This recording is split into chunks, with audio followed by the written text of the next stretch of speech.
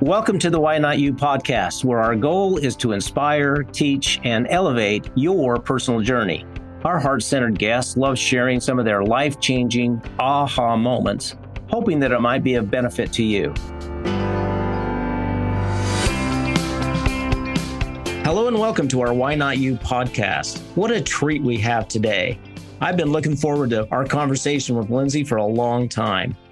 With us today is Lyndsey Klein, and let me share with you just a few highlights about Lyndsey and some of the things that I do know about her. She is a high school and collegiate Hall of Famer, national champion with the UCLA Bruins. Then she turned pro and played with Team USA in women's fast-pitch softball. Additionally, she's an entrepreneur, coach, and mentor to hundreds and hundreds of burgeoning fast-pitch youth. Lyndsey, thank you for being with us today. Thank you for having me. Well, before we get started, I really like to usually spend a few minutes and just get to know you a little bit about what it was like growing up and where you grew up and what it was like at the Klein household. Sure. So I grew up in Roseville, California, which is Northern California near the capital of Sacramento, with my mom and dad. And I had an older sister, 2 years older than me. And our town was pretty small back then when I was growing up. So I used to run around all over town, ride my bike everywhere. And I was involved in just about any sport, soccer, basketball, softball from, the age of 5. Anything with a ball on it, you were doing it, right? That's right. Yeah. You put a ball in front of me and it was on. Okay. And then obviously you ended up being, as I said in the introduction, you were a high school Hall of Famer. Tell us a little bit about what you did to get there. And did you have to choose one sport over another? And what was that like? Yeah. So growing up, I pretty much played sports year round, but I didn't play one sport year round. I went from soccer one season, that would end. And then I'd go to softball, that would end. And then I'd play basketball. And so it was kind of fun because I got to do and play so many different sports and be coached by different people and have, different groups of friends. And then I played basketball and softball in high school. I couldn't play soccer because it was conflict at the same time as softball. So I chose to do softball instead. And I guess it worked out pretty well for me. But I ended up playing basketball through till my senior year. And then I decided that my senior year, I would just solely play softball to focus on that and hopefully get recruited to play softball in college. I had to choose either softball or basketball to play in college. And I just felt like at that stage, I was going to have more opportunities for softball. So that's when I dedicated myself to just playing softball year round at that point. Well, what was the process like to get noticed? Obviously, you went on to college and whatnot. So tell us a little bit about the recruiting process, how you got noticed. We didn't have videos and all that kind of stuff back then. So not that you're that ancient, but it's a much different process today than it was then. So tell us about that. Yes, of course. I mean, the sport's evolving and growing like crazy, which is amazing. Even, when I was playing, they didn't put all the games on ESPN like they do now. And so it's very cool. But recruiting back then, it was basically, if you were good, you would play on a travel ball team. And there was, few travel ball teams around here. It wasn't like it is now where there's, thousands of teams. So you get on a travel ball team if you're like really good. And then you go to different tournaments and there's, I remember the first time I went to a tournament and there was a college scout out there. I was like, oh my gosh, like this is crazy. Cause you think of them as like superheroes, like, wow, they're out here looking at me to like play in college. Like, cause we didn't grow up like, oh, I'm going to, play in college, and I'm only 8 years old and then I'm going to play in college. We didn't grow up thinking like that. It was like, we played sports because we loved them. And then it just turned out that I had opportunities. And that led you to, you had some big colleges looking at you from that travel squad. So I had a bunch of colleges looking at me. I went on recruiting trips to University of Washington. I went on a recruiting trip to University of Tennessee where Pat Summitt actually got to take me around because she knew I loved basketball, even though I wasn't going there to play basketball. I was a huge Pat Summitt fan. So they had her tour me around campus, which I'll never forget. That was an amazing experience. But I decided to stay close to home and go to San Jose State, partly because my mom at the time wasn't doing too well and I didn't want to go too far away. And then what happened at San Jose? So I went there and after just a couple weeks, just realized this is not the spot for me. It just didn't feel right. And I listened to my gut and I decided after, a couple months, I didn't even play softball there. I finished the semester out, came home at the, right before Christmas and decided, you know what? I'm going to go a different route. I'm going to stay home. I'm going to enroll into a junior college here near my home, which was Sacramento City College. I'm going to enroll in there because at the time they had a really good softball program. And so I knew that I could, potentially go play for them and then be close to home so I could help take care of my mom. Well, it must have worked out for you because you were a Hall of Famer at that college as well. So obviously you ended up at UCLA. So tell us a little bit about that process of exactly what Sac State did for you and where it led you. Yeah, so Sac City for me was a blessing because it gave me the opportunity to be close to home, work on my game. I played for a legendary coach at Sac City. His name's Tim Kiernan. He actually just retired this year. And he was known, to be a winner and to help kids get recruited to the next level after they would, spend 2 years at the junior college. So I knew I had a good opportunity there. So after my freshman year playing there, I played really well, became junior college player of the year. And then Tim actually got me a tryout for the USA team. And so I went to try out for the USA team when I was 18 years old, trying out against legends of the sport at the time, who are still known legends, Michelle Smith, Lisa Fernandez. They're all huge, huge women of the game. So I am this, little 18-year-old playing with these grown women. And I actually ended up making the team.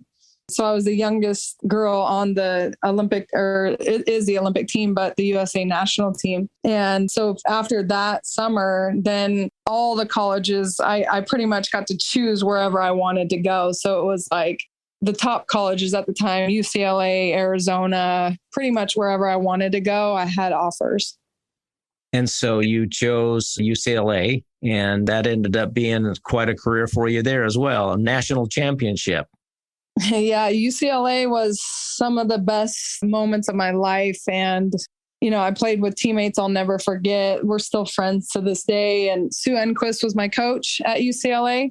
And she's, a living legend. And my first year at UCLA, we ended up winning the national championship. So that was pretty special. And, my mom and dad got to be there to witness that. So for me, it's just like my career just kind of just took off. And then you eventually went pro. Tell us about where, what that was like, turning out to be a professional softball player. Yeah, so I got super lucky because most girls' careers end, after college. And I had the opportunity for my career to keep going. After I graduated UCLA, I turned pro. So it was, the pro league's kind of small for women. They still have one around, but it's not huge, but it gave us the opportunity still to play and make a little bit of money. Yeah. So after I turned pro, I got drafted to a team in Florida. So right out of UCLA graduation, I moved out to Tampa Bay, Florida. I played 2 summers there, and all in between that, I was still also on the USA team. So we play pro, and then we train the rest of the year, and we travel the world for the USA team.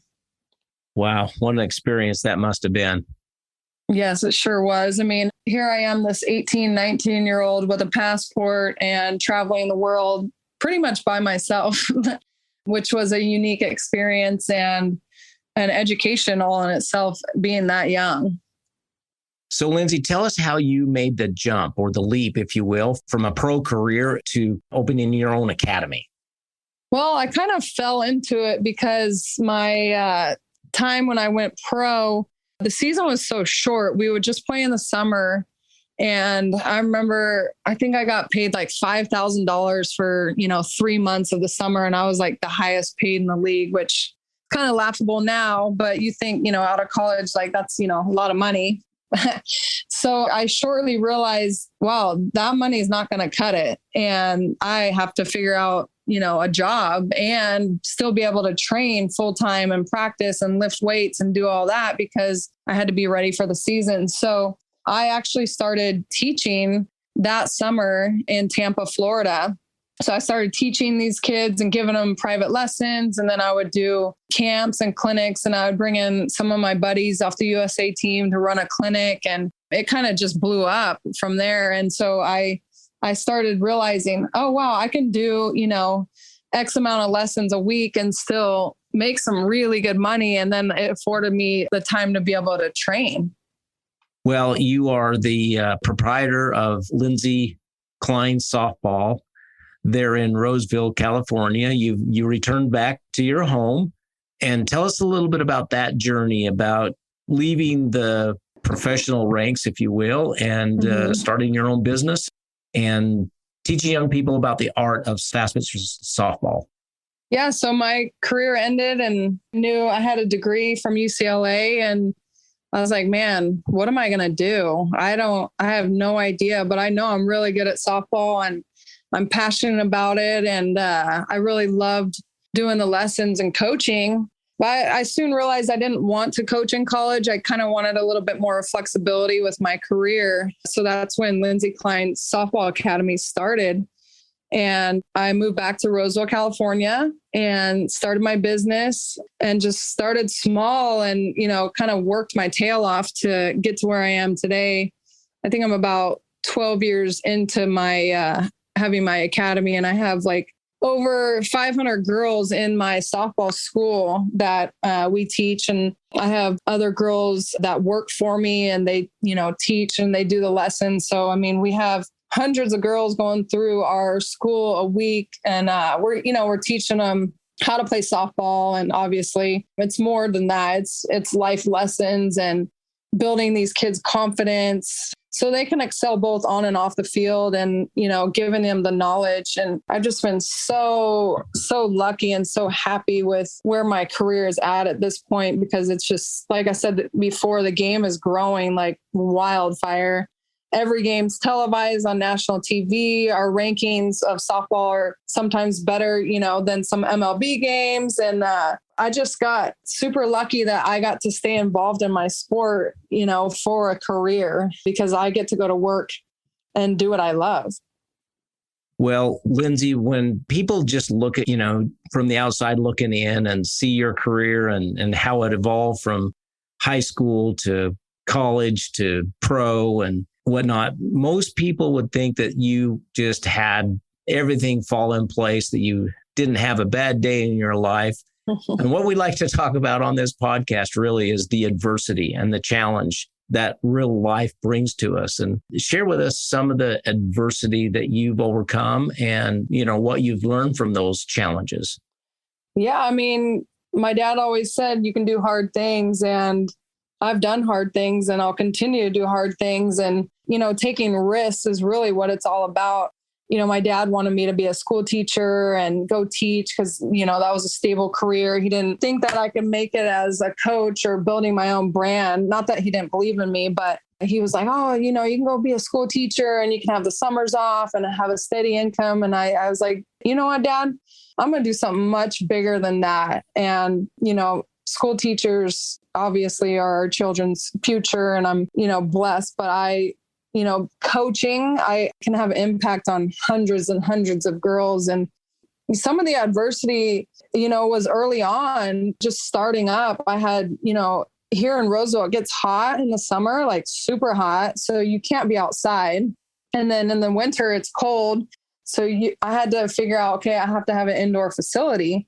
So that comes at a cost. So I had to get a building, get cages set up. I had to put AstroTurf down, so that comes like right out of your pocket before you're even making money. I'm spending $10,000, $15,000, $20,000 just trying to get a building. And I'm like, oh my gosh, how many kids do I need to come in this door for me to even just break even on this money? And so, when I started, those were like, that's the risk. I'm putting, 20,000 out before I even see one kid. And you're just hoping that they show up, and start helping you pay the bills. And so that's some of it. That's kind of where it, was tricky early on until I could build my brand and build my business. And luckily I was from Roseville, so I sort of had a name. And then, now, it's like most of my kids don't even really know where I played in college because my brand is, Lyndsey Klein softball, but they don't even know my background now, which is kind of cool because I used to hang on, I played at UCLA and I played on the USA team. Like, come see me, I'll make your kid better. But now it's just so much bigger than that. Well, I'm going to talk a little bit about your UCLA Bruin background. I mean, I've studied John Wooden most of my life, and he is a phenomenal coach. I'm really a coach's guy more than I am a particular college or professional sports team. I'm really a coach's guy. And what I loved about John Wooden, and you're doing exactly the same thing, and that is you're teaching people about life. You're teaching about it's more than just, making hoops or hitting home runs. It's about how to prepare these, in John Wooden's case, these young men to face life. And I know for a fact that you have been a very positive influence on so many young girls, throughout those 12 years. And you have got a network of coaches across the country. And you really work hard to place those girls in a program where they can thrive. And that's really, really cool. Yeah, I mean, I love what I do, and to be able to have the influence on these girls when, life is hard. So, I mean, my kids will come and tell me stuff they don't even want to tell their mom and dad. And, they rely on me, they trust me. And the best part is for me, placing them in college. And I just had 12 of my seniors leave this last week to go on to college and, be freshmen in college. And it was bittersweet for me. I had, some tears coming down, saying goodbye to some of these girls who I've been with since they were 10 years old. But then in the back of my mind and in my heart, I'm like, you know what? They're ready. I've prepared them to go to the next step. And it's like, it's so neat when I get to see them move on and they're thriving and they're, getting good grades in college. And some of them are playing on a huge stage and some of them are playing on a smaller stage, but it's as equally rewarding for me to see these kids go on and they get their college degrees and, then I'm getting invites to their weddings and then, they're having babies. And it's just knowing that I was a small piece of their puzzle of success really is so rewarding for me. I can only imagine. That's so cool that you're having those experiences and that you're teaching them life lessons, life skills that they can apply to anything, not just softball, but anything in life. Right. And going back to what you were saying about John Wooden, because I'm a huge, huge fan of John Wooden. I had the opportunity to meet him and talk with him several times while I was at UCLA. He would come and talk to our softball team and sit down with us. And I mean, what an incredible man and human being. And his legendary coaching status and pyramid of success lives on, even after he's passed. And I don't think that'll ever go away because there was just something about him that, people loved and listened to as a coach. And, he just had a soft demeanor and his guys respected him so much. And so honestly, I've taken some of John Wooden into my coaching style. I wouldn't say like I'm old school or anything like that because I've evolved with the game, but old school in the thinking of, hard work always pays off. Like some of these kids, just want to go to college, but I'm like, okay, you got to put that work in. So it's instilling that work ethic. And I look at John Wooden quotes all the time and I'm like, man, this guy was a genius. He really was. He really was. And I continue to use his quotes. I study his book. I've got it really close by here. It's kind of one of my go-tos, when I think about things and whatnot. But what I loved about him and what you're doing also, Lyndsey, is that you just really edify the relationship and the work ethic. Mm-hmm. I mean, life is not easy. Life is hard. That's right. And everybody thinks that it's easy and that there's no challenges and whatnot, but that's just not true. And so we're not prepared for some of the toughness that is out there. And what you're doing is so cool. And you're preparing these young women for life and you're still involved in their life. And I mean, I can remember sitting there in one of your cages, if you will. And I mean, here's these young women and you're behind us. How far back is that net that you sit behind? Oh yeah. It's, 15, 20 feet. 15, 20 feet away. Yeah, exactly. And I mean, you're just tossing the ball. And I mean, these gals are smacking this ball. And I mean, it comes right at you at that net. You don't even flinch. And you just, hey, well, how was your date last night? And hey, what about this? What about, it was really, really cool to watch you in action. Oh, thank you. Thank you so much. Okay, so I know that the last 12 years has been quite a bit of a journey. And recently, I think it was about 2 or 3 years ago, you were telling me that Louisville Slugger built a big, nice, air-conditioned building where they manufacture bats and they do all sorts of testing with bats and technology and masks and hats and helmets and all that kind of stuff. And they invited you to be a part of that because of your reputation, because of all the influence that you have in that region. Tell us a little bit about that facility and your relationship with Louisville Slugger. Okay, yeah. So Louisville Slugger approached me because I would do a lot of bat testing for the company. Just randomly, the bat testing facility that Louisville Slugger has, was here in Roseville, California, which no one really knew. So I would bat test for them and give them feedback on their bats. And then, they would tweak the bats and then go mass produce, trying to get the hottest bat. Well, so they approached me about 5 years ago and said, hey, we're going to expand and we're going to build a state-of-the-art facility here in Roseville to do all the bat testing for Louisville Slugger. Do you want to come with us? And I was like, man, I'd spent all this money on my own facility and, finally got it up and going. So I kind of, told them what I needed, what I wanted for it to work. And they agreed to it. And so I moved into their facility and I run the softball side there now. And yeah, like you said, I'm spoiled because we have air conditioning, we have heaters in there in the winter time. So I guess hard work does pay off because my old building definitely did not have that. And I don't know how I survived for so long in the heat. So yeah, so being with Louisville Slugger has been amazing because my kids get to test the bats now and give them feedback. And it's a neat part of the game because when I played, I just swung a bat and I'm like, oh yeah, this feels good. I didn't think about all the intricacies to the bat. So now these kids get to, test and tell them what they like, tell them what they don't like. Oh, the grip size is too big. So it's kind of cool because they get to dive deep into how these bats are made and really how they work. And our facility, there's just none like that, around here. Well, that's really cool. And Lyndsey, I know that you said you had 500 enrolled in your program right now, 500 in that Roseville area. And I bet some of them travel a ways to be there and to be a part of what you're doing.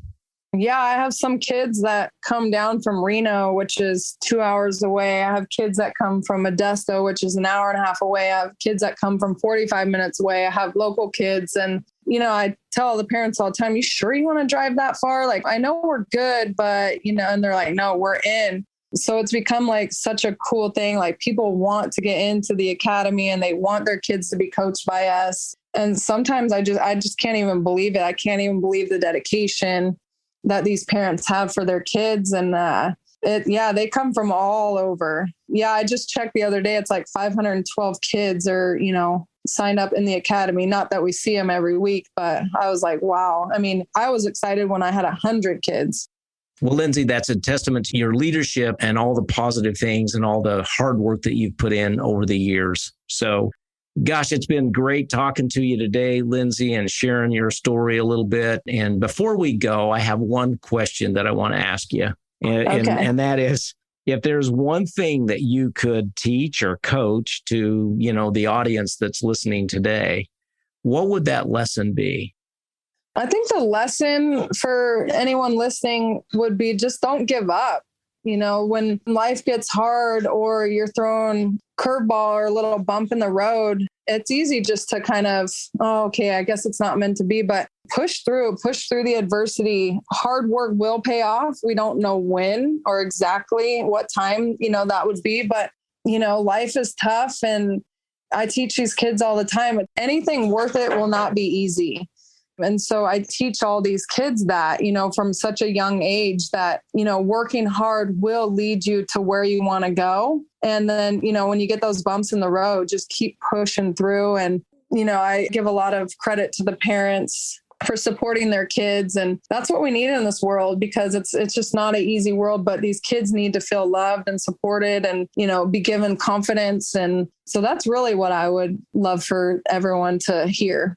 Well, you exemplify love and endurance and grit and determination, Lyndsey, and thank you for being with us today. And I'll put in the show notes exactly how to get a hold of you and your academy there for those people. But why don't you just go ahead and tell us how people get in touch with you, and then I'll put it in the show notes.